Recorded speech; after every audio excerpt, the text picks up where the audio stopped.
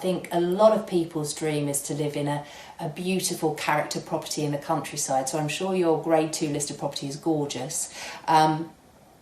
But let's do some fear busting first of all. Lots of people think you won't get permission to do anything on a grade 2 listed property. You won't be able to do any sort of extension or do any sort of renovation.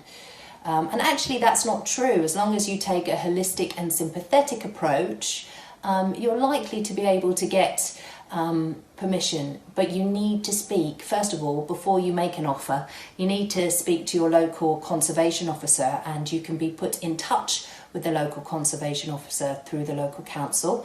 Then you can have a chat with them and they can give you a really good idea of what may or may not be possible. It's not a cast iron guarantee that you will get permission, but it's likely. It's likely. So that's what I would recommend that you do straight off the bat. Secondly, listed buildings insurance. You need to budget for that because, say for example, something goes wrong with a property and you might need some specialist material or a specialist builder. You know, those things cost more money, so you need to be covered for that. So make sure you get a few quotes for listed buildings insurance. You can just whack that into Google and get yourself some quotes, so you can budget that in as well.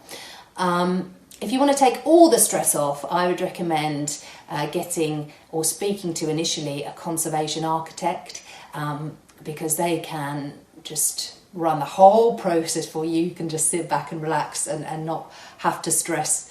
And I would say probably the main thing when you're thinking about buying or renovating a grade 2 listed property is to have a little bit more of a patient and flexible mindset, because the property is so wonderful because it is of national interest and historical interest. So it's not fully yours in that sense.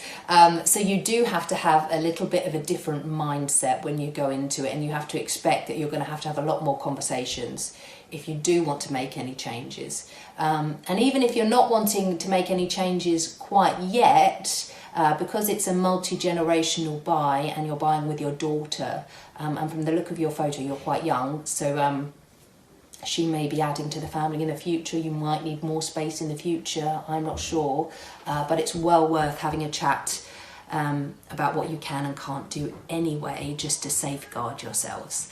But other than that, I hope that's covered your question, Leslie, and any other questions, do send them in. And anyone else that has any specific questions or any general questions or comments about property, leave them below or send me a DM and I'm happy to answer them.